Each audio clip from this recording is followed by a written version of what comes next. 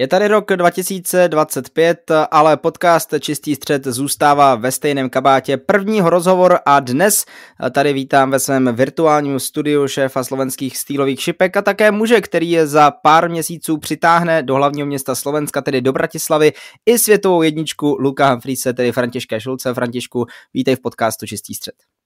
Zdravím všetkých fanúšikov podcastu Čistý střed.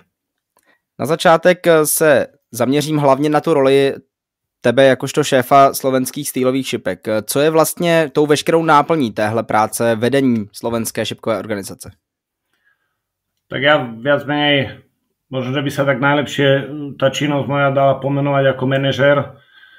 Mojou hlavnou úlohou je viac menej zháňať partnerov pre slovenské šípky. Samozrejme z veľkej časti sa zapájam aj do rozhodovacieho procesu, koľko turnajov budeme mať, aké formáty sa hrajú na turnajoch a tak ďalej. Aj keď tam máme vytvorené v rámci zväzu športovú technickú komisiu, ktorá o tom hlasuje. A potom som hlavne samozrejme organizátor všetkých tých celoslovenských podujatí, takže to sú asi také dve zásadné činnosti v rámci toho, čo obsahuje ten pojem, ktorý mi tak nejak prischol, že šéf slovenských stýlových šípok.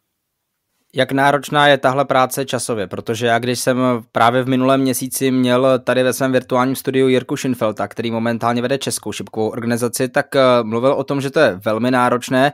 Jak je to na Slovensku v tuhle chvíli s časovou náročností vedení právě svazu? No, u mňa je to viac menej, je to moja robota, čiže robím to vlastne profesionálne, pretože je to strašne náročné. Nám sa tá účasť neskutočne zdvihla. A ja to mám samozrejme, je to tam tak trošku tak aj vyskladané, ale všetko sa točí okolo šípok. Mám na starosti samozrejme tie celonárodné slovenské stýlové turnaje, do toho máme raz ročne Dartslag Open, čo je VDF turnaj, ktorý aj vy mávate v Prahe, my ho máme v Šamoríne. A k tomu sú rôzne pridružené aktivity. Tohto roku sme, alebo teda ešte v roku 2024 sme organizovali majstrovstvá Európy, alebo VDF Europe Cup. Teraz je k tomu táto exhibícia, takže je to tak pospájané, k tomu teda mám klub v Nových Zámkoch, kde žijem, Dartklub Nové Zámky, takže aj to samozrejme zaberá čas, takže všetko, keď sa toto dokopy zráta, tak tam už absolútne nie je žiadny čas na niečo navyše a musím samozrejme sa obrácať tak, aby všetky tie veci fungovali a samozrejme aj ja, aby som si vedel platiť už nazvem. Já se přesunu k právě tomu Europe Cupu, protože ty to tady naznačil, v Šamoríně se bude hrát právě i ten zmiňovaný turnaj WDF v únoru. Tak jak náročné vůbec bylo získat pořadatelství, protože znovu vrátím se k tomu rozhovoru minulý měsíc, kdy jsem ho dělal s Jirkou Schinfeltem, ten říkal, že je v podstatě nemožné, abychom něco takového v Česku v tuto chvíli měli, protože na to nemáme přesně ty profesionální osoby, které by se tomu věnovaly. Tak možná prvně se zeptám, jak vůbec náročné bylo získat ten Europe Cup na Slovensko. Tak my máme trochu výhodu, že máme tam podporu rezortu, kde sa hráva aj Dartslag Open, to je veľmi pekný rezort X-Binding Sphere v Šamoríne, mnoho českých šipkárov určite pozná. A je to obrovský komplex, ktorý sa práve zameriava na takéto podujatia, takže viac menej v spolupráci s nimi, alebo s nimi som si prešiel, že by bola takáto možnosť viac menej kandidovať na VDF Europe Cup. No a dali sme dokopy prezentáciu, kandidovali sme a nakoniec nám to prisúdili, a respektíve dá sa povedať, že sme aj celkom jednoznačne vyhrali, tam bola konkurencia Egypta a Španielska, myslím. A nakoniec si myslím, že aj ten samotný VDF Europe Cup veľmi dobre dopadol, mali sme fakt skvelé ohlasy, takže tam samozrejme vždycky je to o tom nájsť priestory. To je to najťažšie, pretože bolo tam 40 krajín, cez 400-500 účastníkov, keď tak zrátame aj s realizačným tímom. Takže tam sú určité požiadavky od VDF, ktoré musia byť splnené. No a toto keď dáte dokopy a samozrejme budget, my sme mali aj to šťastie, že ministerstvo športu nám prisúdilo dotáciu, čo nám veľmi pomohlo a vedeli sme mať všetky náklady vykryté. Toto sú také kľúčové faktory, ktoré si treba dať dokopy, keď človek chce takéto niečo usporiadať. Ty jsi tady mluvil o tom, že jste měli nějakou prezentaci, která měla být určená jako ta kandidující nebo ta kandidatura. Tak jaké jsou vlastně podmínky vůbec WDF? Ty jsi asi zmínil to místo, to si dokážu představit, ale jsou tam i třeba nějaké jiné podmínky, nevím, na hotel, na to, jak se bude o hráče starat nějaký catering a podobně, nebo můžeš nám nějak přiblížit vlastně, co všechno obnáší ty podmínky pořadatelství Europe Cupu? Tak zo strany VDF sú tam len podmienky, musí byť k dispozícii 32 terčov, stage, musí tam byť potom ďalšia veľká miestnosť, kde všetky tie krajiny majú svoj vlastný stôl, potom musí byť miestnosť na záverečný banket a to sú viac menej také kľúčové podmienky. Našou obrovskou výhodou, prečo si myslím, že sme aj vyhrali tú kandidatúru, bolo, že všetky krajiny vedeli byť pod jednou strechou, tak povediac, lebo Resort Bionic Sphere vie ubytovať až cez 1000 ľudí. Takže napríklad bola oproti Dánsku, kde sme boli vlastne krajiny porozhadzované po 4 hoteloch a museli sme sa mestskou dopravou alebo peši presúvať do miesta konania. Toto bola obrovská výhoda X-Bionicu, že za 4 minúty z izby si bol viac menej v hracích priestoroch, takže toto sú také kľúčové veci, ktoré treba splniť a už potom pri tej kandidatúre by som tak povedal, že tie krajiny, ktoré hlasujú, že komu dajú svoj hlas, pre nich je kľúčová samozrejme, tak z 90% kľúčová je cena ubytovania, keďže samozrejme väčšinou to federácie reprezentantom preplácajú a samozrejme určite sú tam aj také dodatočné faktory, jak vyzerá to miesto konania, jaká je tam logistika, kde je najbližšie letisko a tak ďalej, čo zase bola výhoda Šamorína, lebo blízko je Bratislava aj Viedeň. Takže to sú už potom v rámci tej prezentácie toto sú dôležité veci, na ktoré tie krajiny pozerajú. Přesunu se k tomu, co se reálně v Šamoríně stalo, protože nejenom z hlediska českých šipek to byl velmi úspěšný šampionát, ale hlavně z hlediska tedy pořádající země vás, Slováků, to byl opravdu velmi povedený turnaj. Na mistrovství Evropy 1 stříbro, 1 bronz. To si myslím, že možná očekávali jste vůbec, že může přijít takovýto, a já si troufnu říct, opravdu velký úspěch na poměry toho, kolik tam bylo zemí a jakým způsobem se očekávalo, že to dopadne? No, bol by som asi zlý tréner alebo manažer reprezentačného družstva, keby som povedal, že som to vôbec neočakával, ale zase budem aj realista, až tak ďaleko som nečakal, že hlavne baby dojdú.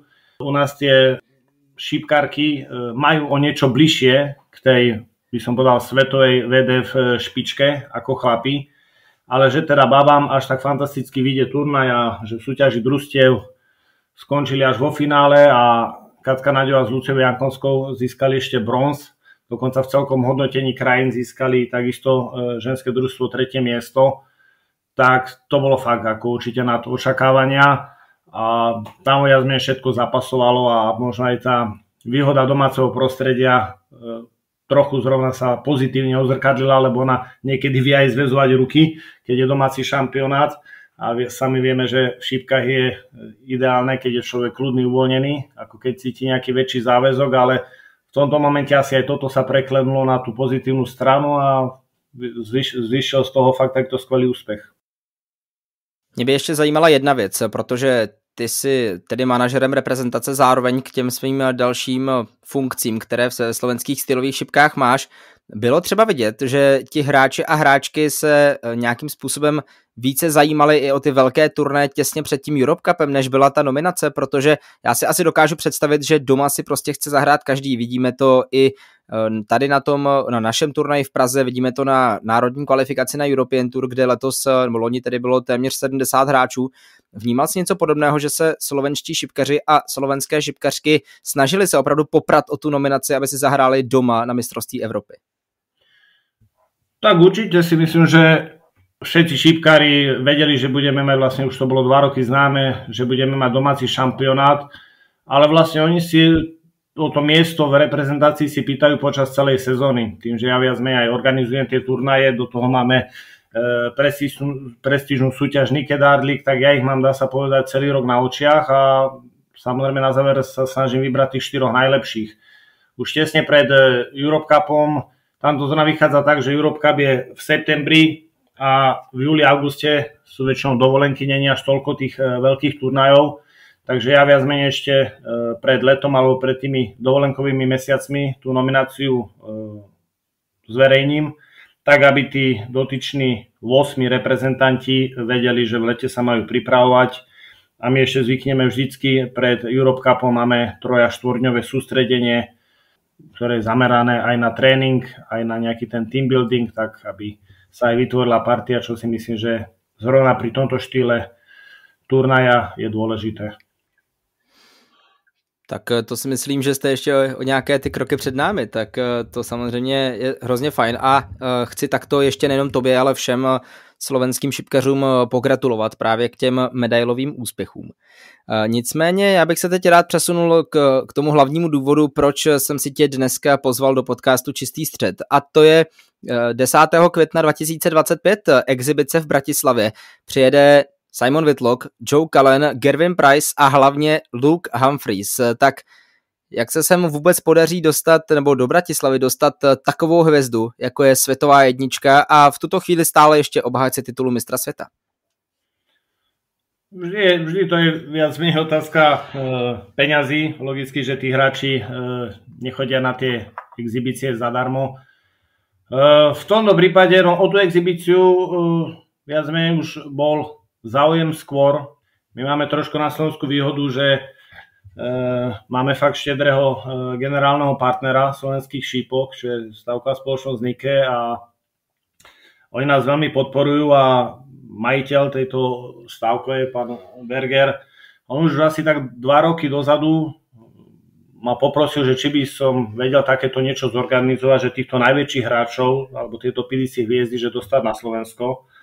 Ja som mu vtedy povedal, že nemal som fakt vtedy na to čas, lebo strašne veľa toho zrovna vtedy bolo. No a teda potom nedávno, nejaké 3-4 roka dozadu teda to znova spomínal a vtedy som toho mal ešte viac, lebo sme zrovna ešte aj už chystali všetko na majstrovstvá Európy a tak ďalej.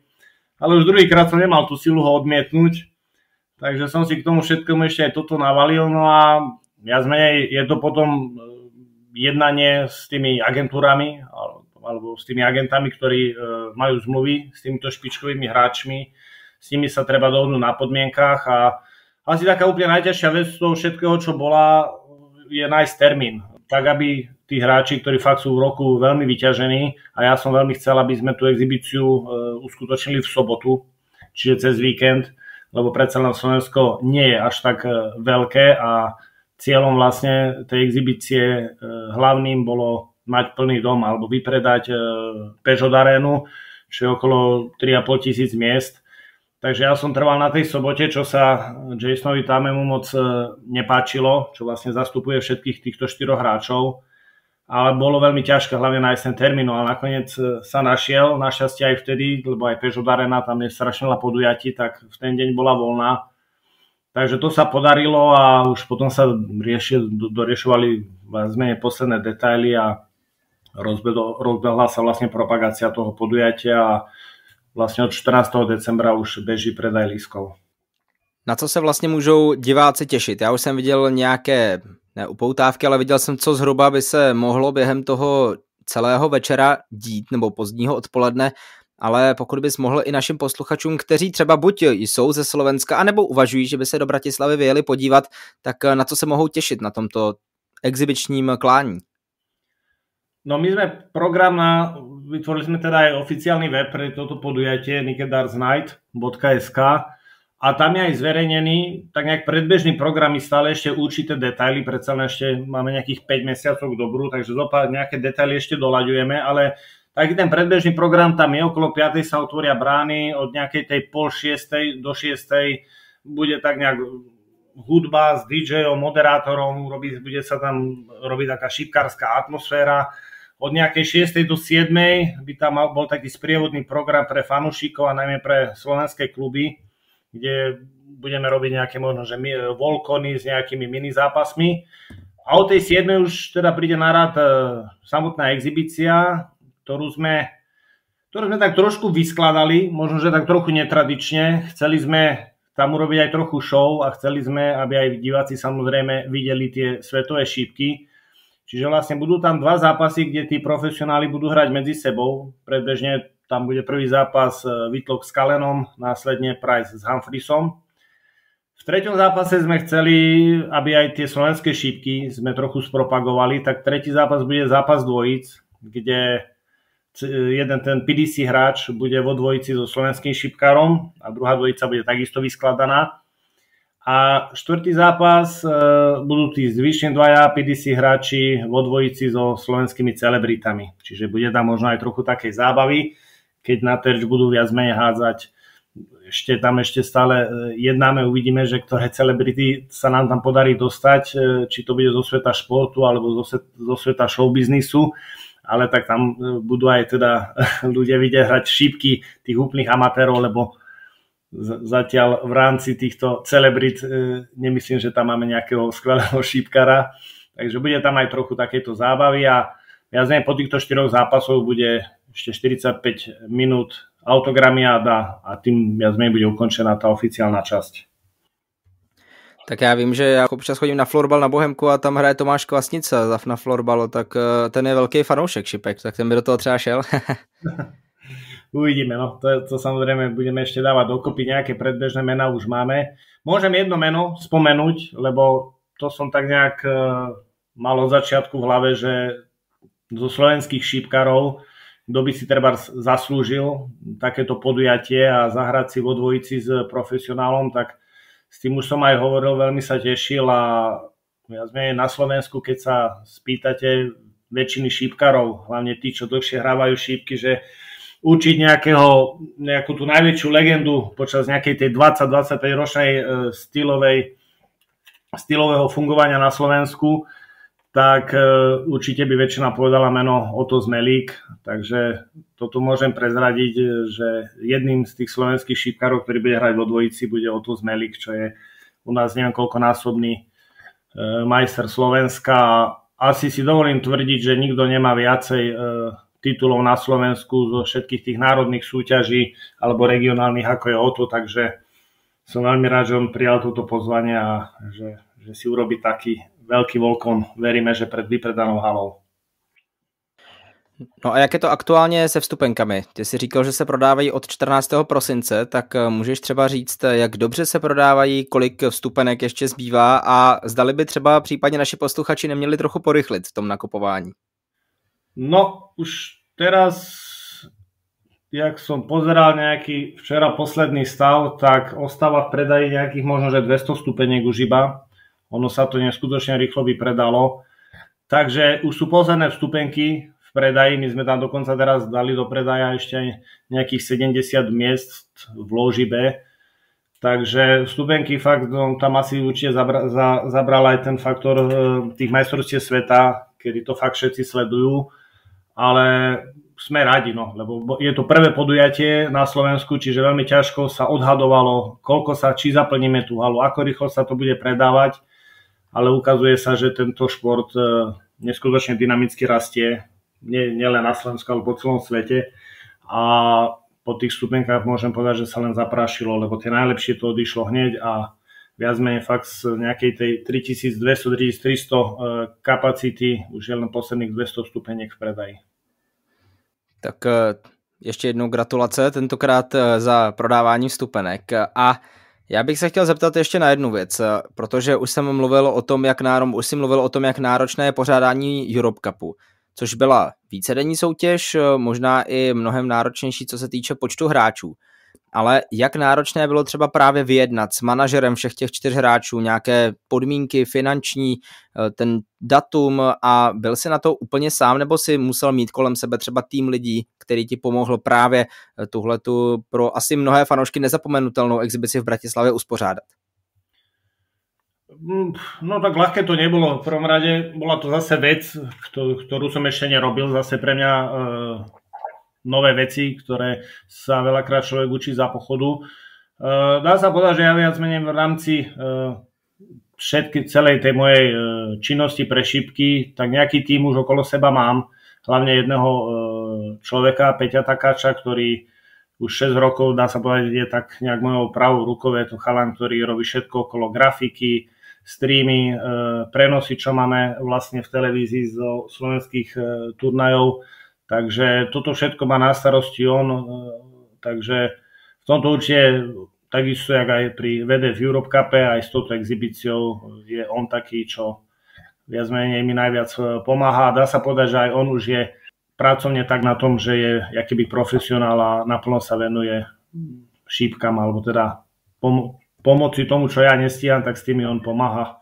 A hlavne je tam veci, ktoré ja samozrejme neovládam, ako sú všetky tie grafické veci okolo streamov, televíznych prenosov a tak ďalej, takže má toho aj on určite dosť, takže to je hlavný a plus samozrejme na túto exhibíciu, keďže je to zase niečo nové a zase budem potrebovať hlavne v jednom momente v deň toho konania minimálne 20-30 ľudí, ktorí tam budú musieť so plnou vecami pomáhať, tak tam samozrejme mám tým ľudí, ktorí verím, že pomôžu k úspešnému podujatiu. No a abychom to tak odlehčili na závěr tohoto tématu, než se přesuneme zase o kousíček dál, jak se těšíš na to, že uvidíš na pódiu na Slovensku jako prvního hráče nebo prvního člověka, který zorganizoval tento turnaj světovou jedničku, čtvrtfinalistu mistrovství světa 2025 Gervina Price a opravdu ta největší jména, která šipky nabízejí za poslední roky. Tak ja popravde si to úplne až tak ani neuvedomujem. Tak v poslednom dobu ide tak všetko strašne rýchlo, že teda len lietam z jednoho projektu do druhého, takže ja si to až tak úplne neuvedomujem a ja si myslím, že až 10. mája, keď bude nejakých 10 hodín a bude po exhibícii a verím, že to bude skvelé podujatie a že ľudia budú spokojne odchádzať, tak možno, že až vtedy to na mňa všetko príde a zatiaľ poviem pravdu, že není tam taký faktor, že by som sa nejak na to tešil. Samozrejme, veľmi ma teší, že je o to záujem. Z toho som naozaj rád, lebo predsa len, ako som aj hovoril, je to úplne prvýkrát podujatie podobného druhu na Slovensku, takže tam bol veľký otáznik, že či tá hala nebude poloprázdna, čo by ma určite veľmi mrzelo. Takže tento prvý krok, za to som veľmi rád, že sa podaril. A no, teraz je tam toľko toho, za viac menej 2-3 týždne máme majstrovstvá Slovenska, vo februári je Dartslag Open, popri tom celom teda tú exhibíciu pripravať, že tak jak som povedal, nestíham sa zatiaľ tešiť a myslím, že to príde všetko až 10. mája. Já se sice odkloním od exibice, na kterou tedy stále zbývá už jen pár vstupenek 10. května 2025 v Bratislavě, ale v podstatě zůstanu u PDC, protože už před nějakými 7 lety tady také jeden velmi ambiciozní člověk uspořádal první exibici, byl to Pavel Korda. A když se podíváme na to, kde jsou aktuálně české šipky z PDC, tedy turnajově, tak je to něco neuvěřitelného. A já se samozřejmě musím zeptat, je v tuto chvíli ta ambice taková, že by se třeba na Slovensku hrála European Tour, případně třeba světová série a hlavně je teď ten hlavní cíl vrátit Slovensko na World Cup? To sú všetko také priebežné ciele. Ja sa väčšinou snažím ísť fakt krok po kroku. Samozrejme, už jak sa dozvedelo o tejto exhibícii, veľa ľudí sa ma pýtalo alebo naznačovalo, či je možnosť, že European Tour bude aj na Slovensku a tak ďalej. Ja som sa popravde zatiaľ týmto smerom ešte vôbec nevydával. Určite nechcem povedať, že by som nad tým nerozmýšľal alebo nevyvíjal nejakú aktivitu, ale snažím sa ísť tak krok po kroku. Momentálne hovorím, že je toho viacej. Popravde absolútne neviem, na základe čoho sa tie European Tour rozdeľujú, aká je tam vôbec šanca. Takže nevylučujem to, že aj týmto smerom možno, že pôjdeme. Určite je prvorade, jak dopadne celá tá exhibícia. A ja som samozrejme aj s Pavlom Kordom veľmi často v kontakte. On mi určite aj s touto exhibíciou v plno veciach poradil. Takže ak budem sa cítiť, hlavne ja tiež sa snažím veci robiť hlavne tak, aby boli úspešné a je zbytočné si nabrať toho veľa, keď potom sa človek tomu nevie na 100% venovať. Takže ako hovorím, snažím sa ísť krok po kroku, uvidíme, jak to pôjde ďalej, jak sa podarí exhibícia.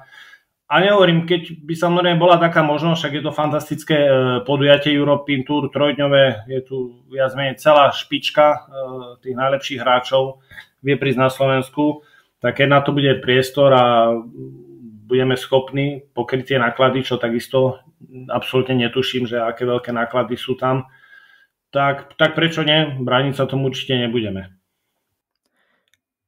Možná, jak to třeba teď vnímáš, protože tím, že v tom regionu východní Evropy je těch turnajů už vlastně relativně dost, když se podíváme, že PDC Europe je situovaná spíš od České republiky na západ, tak myslíš si, že i přesto, že je v Polsku světová série, v Česku a v Maďarsku European Tour, že by stále byl ten zájem o to, aby i Slováci dostali svůj velký turnaj? To je možná první část té otázky. A druhá, jak moc tomu případně může pomoci, že by první Slovák vůbec získal profesionální kartu a hrál by právě v PDC? No, v tej prvej časti to je presne tá otázka, že ja vôbec neviem, ako uvažuje PDC, alebo ani neviem, či to rozhoduje o týchto miestach konania PDC, tá anglická, alebo PDC Europe. Skôr si myslím, že tam asi je to na zodpovednosti PDC Europe. Neviem, jak oni rozmýšľajú, keď si tak vezmeme, a hlavne donedávna tom bolo tak, že z tých nejakých 12-13 podnikov bolo 10 v Nemecku. Hej? Čiže potom sa to začalo posúvať ďalej, že v Maďarsku bola European Tour, už potom to aj Čechom dali, takže ono si myslím, že niekde to asi súvisí aj s tým, že ak tie šipky, kde sú populárne. Takže toto neviem, jak oni rozmýšľajú a samozrejme v tomto trošku by sme môžeme mať, ak by vôbec došlo k tej téme, že by sme sa pýtali, že teda či je nejaká možnosť, že dostať European Tour na Slovensku. Tuto budeme mať zrovna my trochu tú slabšiu kartu, že nemáme momentálne hráčov, ktorí sú v PDC alebo majú kartu, alebo dokonca by som tak povedal, že majú blízko k tej karte. Aj keď nechcem povedať, že majú k nej nejak veľmi ďaleko, ale v tomto v porovnaní s Poliakmi, Rakúšanmi, vami, Čechmi sme trochu pozadu, čo sa tej výkonnosti týka. Takže keď to tak zjednoduším, zišiel by sa nám už na Slovensku nejaký ten sedláček a určite zase aj to by si myslím, že mohlo zavážiť. Ale hovorím, zatiaľ som sa s tými kompetentnými o tom nerozprával, ako som spomínal, zatiaľ až tak úplne tým smerom ani nerozmýšľam European Tour, takže neviem presne, jak rozmýšľajú, aké sú tam podmienky a nastavenia, aby viac menej pridelili novej krajine jeden z podnikov European Tour.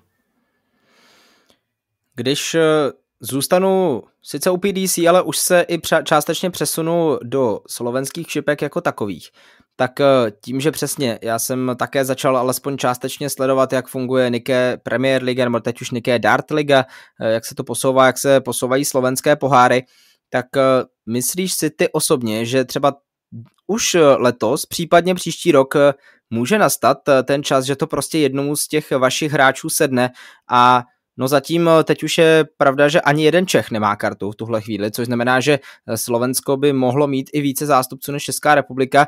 Blíží se podle tebe ten čas, kdy Slováci budou mít profesionálního šipkaře? No, tak dúfam. No, je to veľmi ťažká otázka, lebo keď treba spomenúť tak štatistiky, čo máme Nike Dart Ligu, čo viac menej najelitnejšia súťaž, alebo teda hrá tam 12 fakt najlepších styliarov na Slovensku, tak tí najlepší sa hýbu niekde okolo priemeru 80. Na PDC vieme, že tam s priemerom pod 90 je takmer nulová šanca na úspech. A každý, kto hráva šípky, tak sám veľmi dobre vie, aká je to drina, aké to je náročné posunúť sa z priemeru 80 na priemer 90.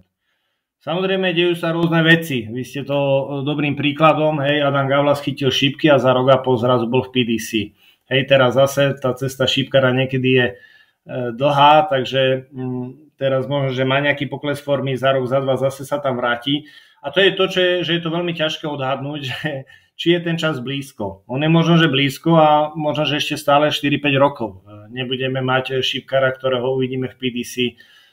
Ja sa samozrejme aj s celým tímom alebo s vedením Slovak Sildar sa snažíme vytvárať čo najlepšie podmienky, aby sa tá výkonnosť tých našich najlepších hráčov čo najviac zlepšovala. Vďaka podpore partnerov vieme aj finančne trochu pomôcť hráčom, najmä pri tých zahraničných turnajoch, lebo to je samozrejme veľmi dôležité získať medzinárodné skúsenosti a posúvať svoju výkonnosť vpred. Ale veľmi ťažko sa povie, že či je ten čas blízko. Ja dúfam, že hej, a určite by to bola fantastická vec a keď tak poviem, že momentálne, ak sú slovenské šipky nastavené, tak toto je taká posledná vec, čo nám trochu ešte chýba, že mať tu takého jedného sedláčka.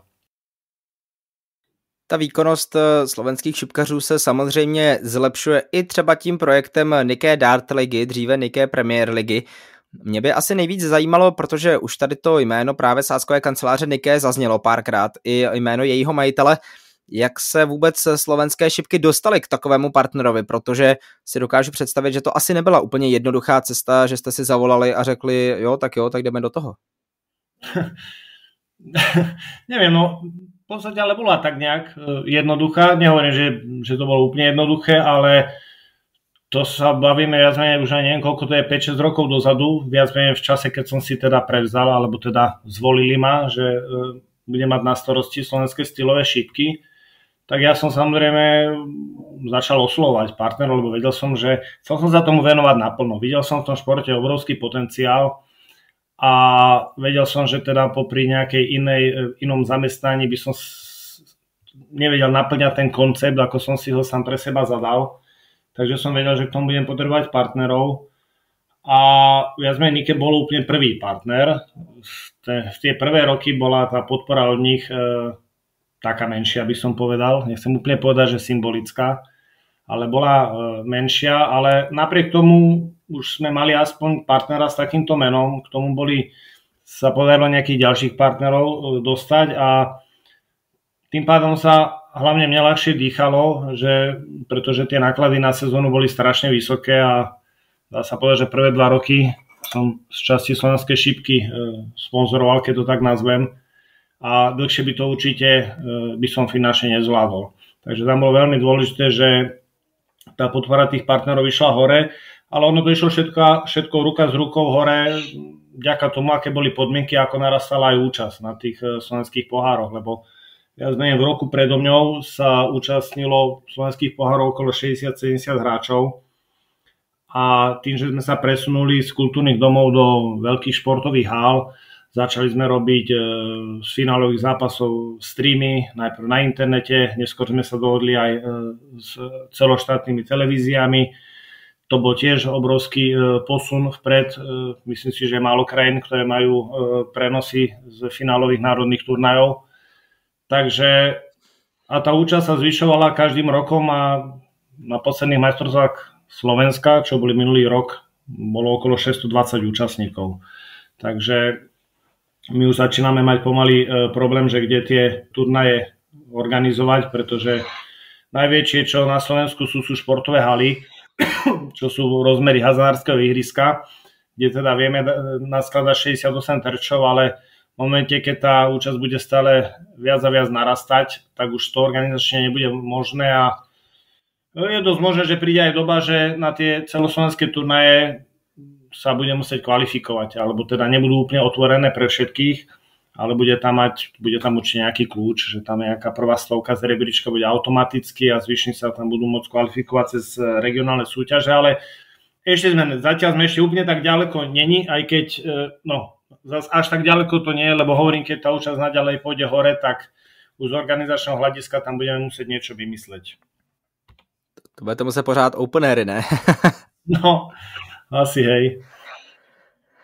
Nicméně samozřejmě to, že fungují právě slovenské poháry s neustále se rozšiřující účastí, jak to třeba teď vnímáš, nebo jak se v úvozovkách bojíš toho, že se to vyvine s mistrovstvím světa, protože to vždy naláká velké množství fanoušků, i na Slovensku se dá samozřejmě sledovat světový šampionát, tak může se teď stát, že skutečně i třeba na mistrovství Slovenska, nevím, jestli se úplně kvalifikují hráči nebo je taky otevřené, tak jestli se nemůže stát, že tam prostě přijde 1000 lidí a vy nebudete vědět, co s tím? No, tak to by bol problém. Zatiaľ stále, však viac menej za 3 týždne máme majstrovstvá Slovenska, zatiaľ sú stále otvorené, takže keby tam prišlo 1000 ľudí, tak to neviem, čo s tým. No žiaľ Bohu by sa asi končilo neskôr a došlo by teraz, ako nepredpokladám, že by až taký nárast samozrejme bol, ale čisto teoreticky, tak by tam muselo dojsť tesne pred turnajom, lebo samozrejme my tú registráciu spúšťame v stredu a končí v piatok. Takže keby k tomu náhodou došlo, tak by sa tam musel upravať program. Skrátka, my tam mávame, že tie finálové zápasy sú v sobotu o 6. večer, pretože o 8 je ešte turnaj dvojíc. Takže alebo by sa turnaj dvojíc doželel a tak, aby sa teda ten turnaj vedel dohrať v tú sobotu. Neviem, to sme ďaleko zatiaľ, predpokladám, aspoň dúfam, že je to utopia, ale hovorím, že keď to začne hroziť tým číslam, že skrátka nestíhame plniť ten program, tak aby samozrejme aj tí šípkári odchádzali spokojní a nie, že tam prídu a čakajú, odohrajú zápas a potom 3 hodiny čakajú na ďalší zápas, tak samozrejme, keby k takejto situácii došlo, budeme musieť rozmýšľať, čo s tým. No a abychom to nějakým způsobem zakončili, toto téma, tak bych se rád zeptal, jaká je tedy ta aktuální vize. Je to o tom držet si na té nejvyšší úrovni hlavně ty celostátní turnaje, případně třeba i přidat jejich počet do budoucna, taky bych se tomu nedivil vzhledem k tomu, jak jsi mluvil o oblíbenosti těchto turnajů. Je to o tom ještě více třeba zprestižnit to slovenské mistrovství, případně ty turnaje, jako je Nike, Dart Liga a podobně. Jaká je teď vůbec vize právě v rámci těchto celonárodních turnajů? No ja si myslím, že čo sa účasti týka, tak sme už na takom maxime. Ono, tak jak som aj spomínal, ak by to malo naďalej rásť hore, tak to už nie je organizačne zvládnutelné. Takže tak či tak by sa tam museli zmeniť kritériá, neboli by to open turnaje, ale na základe nejakých kvalifikačných kritérií. A vízia je, s tým súvisí aj vízia. Vízia je hlavne stále skvalitňovať tie turnaje. To je to, čo skrátka momentálne slovenským šípkam asi najviac chýba, a to je, tak jak sme už spomínali, nejakí tí hráči, ktorí sa presadia v PDC, alebo možno, že na začiatok by bolo fantastické, keby sa treba do Lakeside, do majstrovstiev sveta VDF podarilo niekomu dostať. Takže asi toto je momentálne taký cieľ, na ktorý aspoň ja osobne sa zameriavam a mám aj pripravené do budúcnosti určité koncepty, kde tých najlepších sa snažiť finančne podporovať, aby čo najviac mohli chodiť na tie medzinárodné turnaje, lebo to je samozrejme jedno s druhým.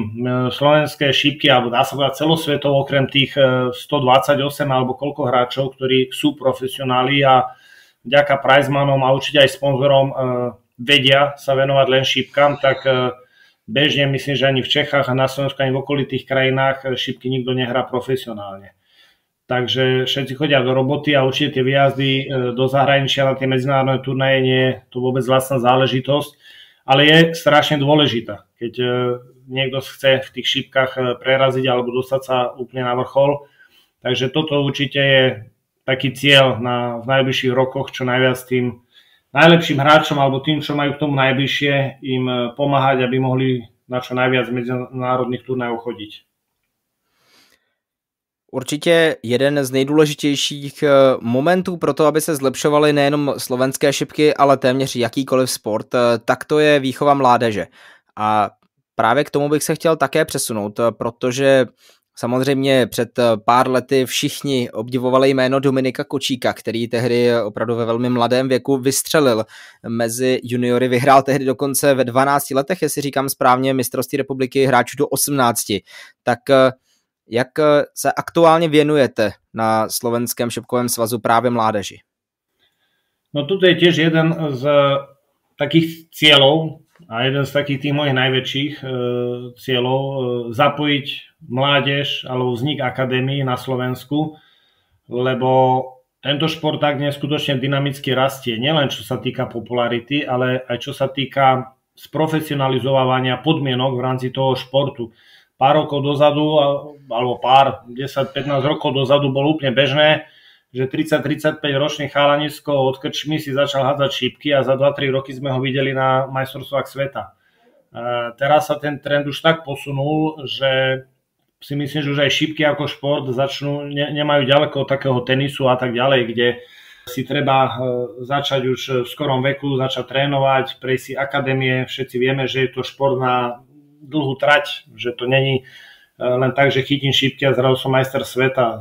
Je tam hrozne dlhý proces, kým sa človek dostane na tú profesionálnu úroveň. Samozrejme, aj tam hrá veľkú úlohu talent, u niekoho to je rýchlejšie, u niekoho pomalšie. Ale aj na Slovensku je toto vec, ktorú teda som sa snažil čo najviac posunúť dopredu a dá sa povedať, že nejaké 3-4 roky už vznikli, pred 3-4 rokmi vznikli prvé akadémie na Slovensku. Potom sa trošku ten ten trend sa trochu zastavil, on to není náročné, aj tie akadémie viesť, takisto aj deti, predsa len nie je to futbal. Takže momentálne fungujú, myslím, že tak aktívne 3-4 akadémie na Slovensku, ktoré teda sa venujú, majú trénerov, venujú sa deťom, chodia s nimi na turnaje a tak ďalej. Ono sa to zrkadluje samozrejme aj na tej účasti, ktorá nám fantasticky narastá, lebo boli roky, tých 6-7 rokov dozadu, kedy sa na celoslovenskom turnaji ani nespustil juniorský turnaj, pretože boli traja. Dneska ich máme okolo v priemere 50-60 na tých celoslovenských turnajoch juniorskej časti. Dokonca už tak ďaleko to bolo, alebo teda to je, že máme dve kategórie. Máme kategóriu do 13 rokov a U18, ešte kategóriu do 18. Takže, no, nie je to jednoduché, snažíme sa, hovorím, nejaké tie akadémie fungujú, ale takisto je to trochu beh na dlhé trate. Predsa len v našich podmienkach šípky nie sú taký tradičný šport pre krajiny z tohto nášho okruhu. Takže hlavne ja čo vnímam, chýba strašne na Slovensku tzv. Tých funkcionárov. Všetci by chceli len prísť a hrať šípky. A strašne chýbajú ľudia, ktorí sa tomu venujú aj z toho funkcionárskeho hľadiska. Tam by bolo tiež skvelé vytvoriť určitú metodiku, mať už licencovaných trénerov. Toto sú ale ešte všeobecne si myslím, že témy aj celosvetovo nie úplne prebadané. Neviem, či vôbec existujú nejakí licencovaní šipkarskí tréneri, alebo jak to presne funguje a kde presne sa tie licencie dajú získať. Takže ale hovorím, z hľadiska mládeže je tu snaha, je tu aj progres, fungujú akadémie a ja dúfam, že tých akadémií bude stále viac a viac. Jedno jméno, které mě zaujalo, když jsem si projížděl juniorský žebříček, to byl Martin Brinsko, který je teď opravdu odskočený na té první pozici v rámci slovenského žebříčku, tak já osobně jsem o tomto hráči ještě předtím vůbec neslyšel. Tak může to být právě třeba ten mladík, který za pár let prolomí ty slovenské hranice přes PDC? To je veľmi ťažké povedať, lebo takýchto rôznych talentov sme tu mali veľa. Aj máme, hej, to bol aj Dominik Kočík. Teraz je viac menej v tom juniorskom rebríčku vysoko Martin Brinsko, alebo dá sa povedať, že momentálne je to taký najdominantnejší hráč do 18 rokov. Ale všetci vieme, a určite každého by napadlo plno príkladov, kedy sme si hovorili o niekom, že ten bude raz PDC. Len v tomto sú šípky, by som bola niekde až taký krutý šport, tam príde plno nástrah. A zvlášť ešte u mladých chalanov, hej, dojdú na vysokú školu. Alebo začnú skončia školu a budú musieť ísť robiť. Sami vieme, že tie šípky sú niekde aj náročné, zvlášť keď sa človek chce dostať na tú úplne vrcholnú úroveň, tak bez toho tréningu, ktorý minimálne 2-3 hodiny denne musí byť, tak bez toho to nejde. Takže tam je strašne veľa úskalí, preto je veľmi ťažké vždycky povedať, že áno, Brinsko má našliapnuté, aby raz bol v PDC. Tam je ešte strašne veľa úskalí. To isté aj Dominik Kočík. Hej, teraz mal taký trošku menší herný útlm, trochu moc rýchlo podrastol, v škole toho mal veľa, ale skrátka bojuje ďalej. Uvidíme. To je strašne ťažké a na konci môže byť vysoko hlavne ten, ktorý to vydržal aj rôzne tie šipkárske krízy alebo prvé prepady, ak sa tomu hovorí, kedy človek vyletí, potom zrazu sa mu prestane dariť a začne bojovať a vtedy si myslím, že sa aj začne tak učiť, že čo sú skutočne tie šípky. To tam je toľko veľa aspektov, ktoré treba zvládnuť, keď sa človek chce dostať až na tú úplnú vrcholovú úroveň, že je fakt veľmi ťažké teraz o niekom 17-18 ročnom povedať, že ten tam určite bude. Ale samozrejme budem držať palce. Ještě předtím, než to na závěr trochu odlehčíme, možná ty jsi mluvil o těch 3 až 4 akademiích a já jsem se chtěl zeptat, kde by mohli třeba, ať už rodiče našich posluchačů nebo třeba i ti naši nejmladší, začít se šipkami na Slovensku, tak jestli bys nám mohl přiblížit právě ta 4 místa, na kterých fungují ty juniorské akademie. No, momentálne sú v Nitre, Dartklub Nitra, tí mali vlastne úplne prvý, sa venovali týmto štýlom vlastne juniorom. Potom Dartklub Nové Zámky, čo je viac menej u mňa, Dartklub Levice a takisto na východe Garžol Bardejov, sa venuje, aspoň nie možno, že až tak intenzívne, ale takisto v akadémia bola v Novákoch u Peťa Jakubisa, ale tam myslím, že to rozkotalo na tréneroch, že sa skrátka nevedeli sa časovo venovať tým deťom. A ešte niekde, ale teraz by som klamal, kde to teda rozbehli. Bola takisto v Lohovci, bola akadémia. No hovorím, mali sme ich dokonca viac, ale niektoré žiaľ Bohu to nezvládli. Či už deti strátili záujem, alebo sa k tomu nemal kto venovať. Ale momentálne určite, čo fungujú už dlhé roky, sú Nitra, Levice a Nové Zámky. No a na úplný závěr, ty jsi takový Florian Hempel ve slovenských šipkách, protože ty jsi byl dříve házenkářem, tak jak se vůbec stane, že si nějaký házenkář řekne, no tak půjdu hrát šipky a nakonec si to dotáhl až tam, kam si to dotáhl? V prvom rade mám od Hempela veľmi ďaleko, pretože keby ste videli moje šipkárske umenie, tak s Hempelovým sa nedá porovnať, preto som asi aj zakotvený v tej organizačnej štruktúre. Ale ja som šipky začal hrávať už niekedy 20-22 rokov, keď som mal ešte na Slovensku. Ma kamarát viac menej k tomu priviedol. A potom boli časy, kedy som fakt aj veľa trénoval. To bolo, keď už som hrával v Nemecku. Tak vtedy som aj celkom dobre šipky hrával.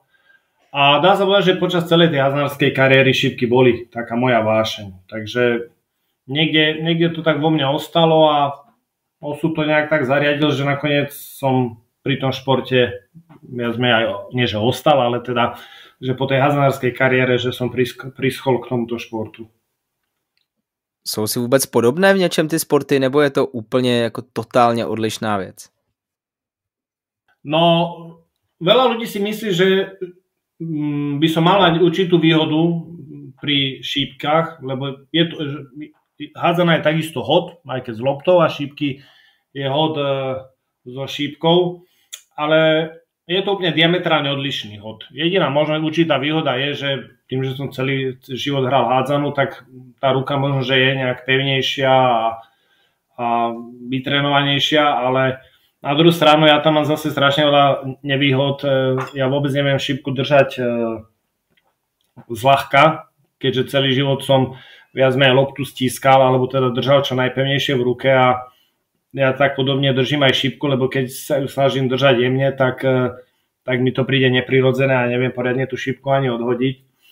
Takisto pri hode šípkou by malo pracovať len pred laktie, kdežto pri hádzanej, pri strele pracuje celá ruka, takže v reále by som povedal, že tam bolo viacej nevýhod ako výhod, že som bol hádzanár, ale no, keď sa tak zase vezme, no, je to hod s rukou na určitý terč, takže v tomto tie športy sú si určite podobné. No a s tímto trochu odlehčeným tématem bychom to mohli pro dnešek ukončit. Hostem prvního podcastu v roce 2025 byl šéf slovenských šipek a organizátor exibice v Bratislavě i se světovou jedničkou Lukem Humphreysem František Šulc. Františku, moc krát děkuji, že si přijal pozvání. Ja takisto ďakujem za pozvanie a prajem všetkým pekné časy pri šipkách. No a my se zase z Čistého středu přihlásíme těsně po konci mistrovství světa. Možná si ještě zeptám, kdo to podle tebe celé vyhraje. No, asi by sa pýtalo ešte aj teraz, jak to tam povypadávalo, že určite je tam horúci favorit Luke Littler, ale ja to risknem, že víťazom bude Michael van Gerwen. Dobrá, tak máme to tady ještě těsně před jeho zápasem zvěčněné, tak pokud dnes prohraje s De Graafem, tak nám omluvte, ale bylo to ještě předtím, než hrál právě osmifinále, ale teď už to pojďme ukončit, mějte se krásně a v Čistém středu velmi brzy, zase naslyšenou.